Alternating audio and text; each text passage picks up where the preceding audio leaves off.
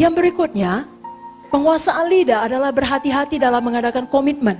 Amsal 6 ayat 2, jikalau engkau terjerat dalam perkataan mulutmu, tertangkap dalam perkataan mulutmu. Jadi ada waktu di mana kita salah ngomong sehingga terjerat dalam perkataan mulut kita. Biar kita lebih berhati-hati.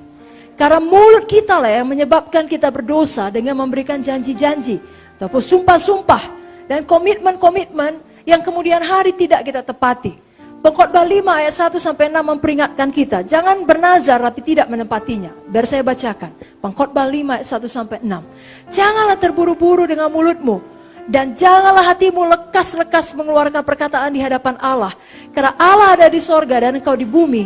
Oleh sebab itu biarlah perkataanmu sedikit. Karena sebagaimana mimpi disebabkan oleh banyak kesibukan, demikian pula percakapan bodoh disebabkan oleh banyak perkataan.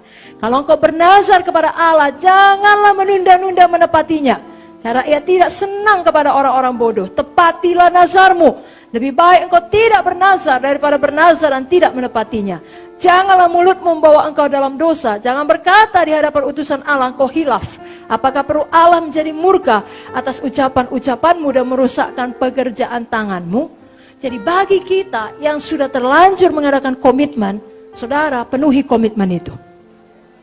Karena Mazmur 15 ayat 4 berkata, siapakah orang yang bisa diam di gunung Tuhan yang kudus? Yakni mereka yang berpegang pada sumpah walaupun rugi. Amin, saudara. Penguasaan lidah berikutnya, ilustrasi-ilustrasi yang bersih. Kita tidak boleh memakai ilustrasi yang kotor, karena apa yang kita katakan akan tergambar dalam pikiran seseorang. Jadi selalu hindari kesaksian tentang dosa masa lalu, atau mengemukakan pribadi seseorang. Karena yang dilihat orang adalah kecemaran dosa. Efesus 5 ayat 12 tadi sudah saya sebutkan.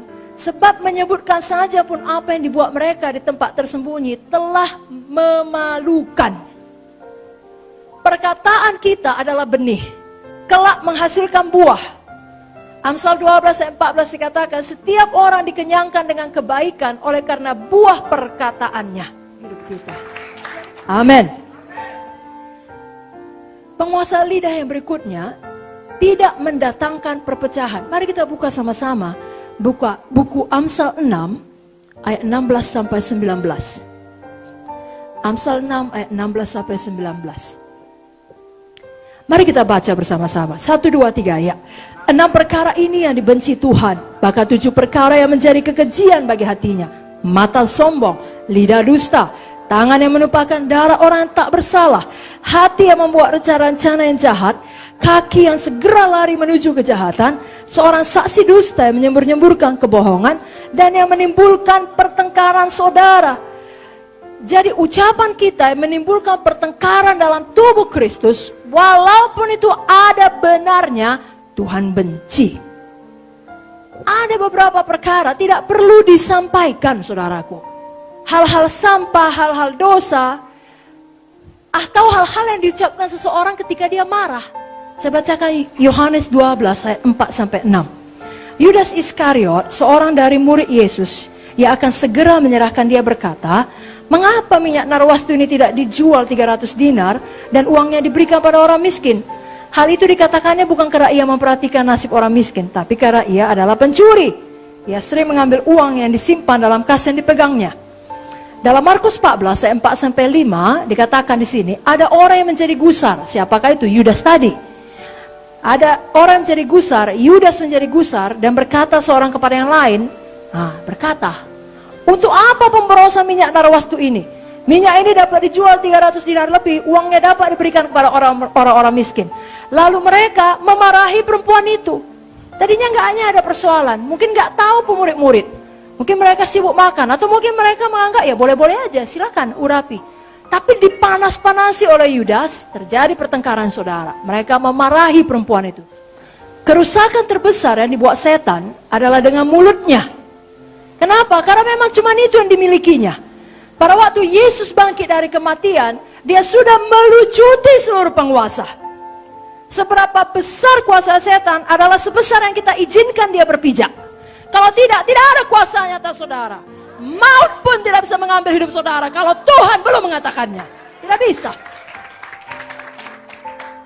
Amin, saudara. Jadi satu-satunya yang bisa dibuat setan ngomong, menjilat, berbohong, memecah, mendakwah, menuduh dalam hati kita. Masih diingat Tuhan dosamu itu. Nah, kan begitu. Gak layak kau menerima berkat. Menuduh saudara. Jangan dengar saudaraku. Dan jangan jadi seperti dia.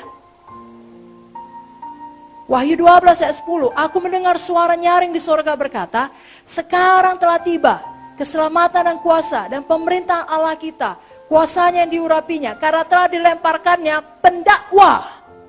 Yang mendakwa mereka siang malam. Itu cuma kerja setan. Mendakwa, menghakimi, mengkritik. Kebanyakan dosa memang dilakukan dengan lidah kita.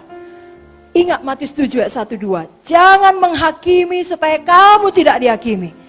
Karena dengan penghakiman yang kamu pakai untuk menghakimi, kamu pun akan dihakimi. Ukuran yang kamu pakai untuk mengukur akan diukurkan kepadamu. Selalu murah hati, sama seperti Bapa murah hati. Jangan hakimi orang lain. Maka ukuran demikian akan diberlakukan kepada kita.